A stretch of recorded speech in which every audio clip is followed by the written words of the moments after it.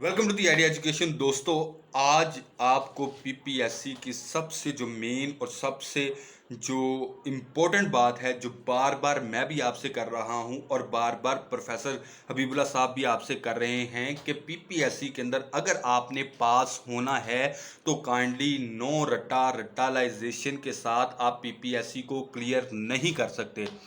दोस्तों, मैं आपको यहाँ पर एक सिंपल सी बात बताता चलूँ कि मैंने अक्सर जो है ना जनरल पेपर्स मैंने सॉल्व किए हुए हैं। तो जनरल पेपर सॉल्व करते करते आपको मैंने कोई ऐसे परफेक्ट क्वेश्चंस जिनका मुझे परफेक्ट आंसर आता था, मैंने वहाँ पर वो भी गलत किए हुए हैं। और वो गलत इन सेंस में मैंने किए हुए हैं क्योंकि आप जब पेपर सॉल्व कर रहे होते हैं ना, तो आपको एक चीज़ का सही आंसर आता भी हो ना, तो साथ वाला जो उसका ऑप्शन होगा ना, वो आपको उससे ज़्यादा अच्छा लग रहा होगा और आप कंफ्यूज होकर कहीं ना कहीं उसको मार्क कर रहेंगे। तो ये तो जनरल पेपर के लिए एक बात है कि जनाब, जब तक आपको किसी इंसिडेंट का, किसी थ्योरी का, किसी बात का प्रॉपर कंसेप्ट ना हो, प्रॉपर पता ना हो, तब तक आप उसका एमसीक्यू सॉल्व नहीं कर सकते।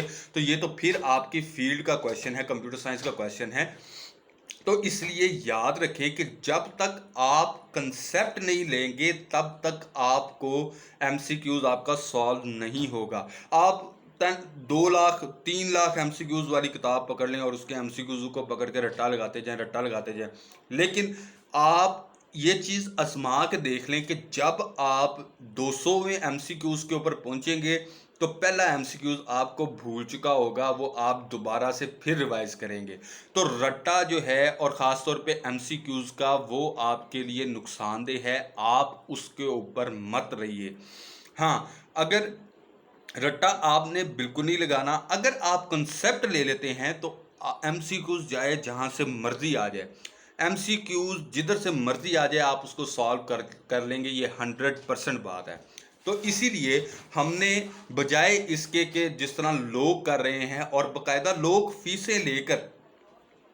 तो फीसें लेकर आपको जो है ना वो एमसीक्यूज दे रहे हैं कि भाई ये याद करो, एमसीक्यू ये याद करो।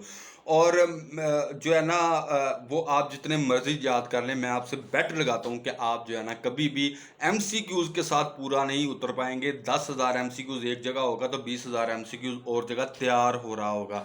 और अगर आपके पास कंसेप्ट होगा तो एक कंसेप्ट में से अगर 20,000 एमसीक्यूज आ गया तो आप उसको सॉल्व कर लेंगे।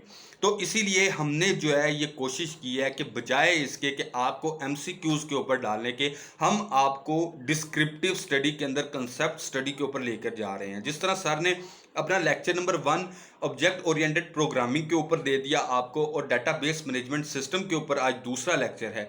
तो ये बकायदा आपके कंसेप्ट्स हैं। मैं खुद अपने कंसेप्ट इधर से क्लियर कर रहा हूं, और कल बकायदा मैं आप लोगों के लिए एक क्विज अरेंज करूंगा। उस क्विज को जो है ना, आप सब ने अटेम्प्ट करना है। क्योंकि देखें, अगर मैं एक जो है ना एफर्ट कर रहा हूँ, मैं अपना टाइम विदाउट एनी जो है किसी बेनिफिट के, विदाउट एनी किसी जो है ना पे के या फीस के, जो है ना मैं ये इतना आपके लिए एक कर रहा हूँ कि बाकायदा एक एमसीक्यूज पेपर आपके लिए मैं बनाऊंगा, जो कि 2 वीडियोस हैं, उनके कंसेप्ट्स के ऊपर होंगे। तो वो अगर आपकी उसके अंदर जो पार्टिसिपेशन है वो ना हुई तो फिर मैं भी डीमोटिवेट हो जाऊंगा और फिर मैं उसको कंटिन्यू जारी नहीं रख पाऊंगा। इसलिए आपसे मेरी गुजारिश ये है कि आप लोग ज़्यादा से ज़्यादा उस टेस्ट के अंदर पार्टिसिपेट करें। और जब आप उसके अंदर पार्टिसिपेट कर लेंगे ना, एक दफ़ा तो आपने कंसेप्ट पढ़े हुए हैं, तो जब आप उसको पार्टिसिपेट करके जब वो उन कंसेप्ट्स के एमसीक्यूज देंगे ना, ये तब पक्के होंगे आपके एमसीक्यूज। क्योंकि एक चीज़ आपने पढ़ी हुई है वो कल को भूल जाएगी, लेकिन एक चीज़ पढ़ के जब आप डिप्लॉय कर देते हैं, जब आप उसका टेस्ट दे देते हैं, तो वो आपको कुछ अरसे तक याद रहती है। तो कल से हम जो है ना इसी प्रॉपर क्विज का जो है ना वो स्टार्ट करेंगे।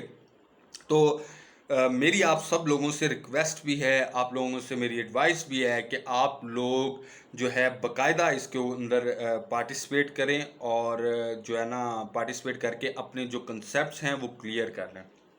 और यहाँ पर एक और बात है कि कुछ लोग मुझसे पूछते हैं कि जनाब, पीपीएससी के इंटरव्यू के अंदर अगर हमने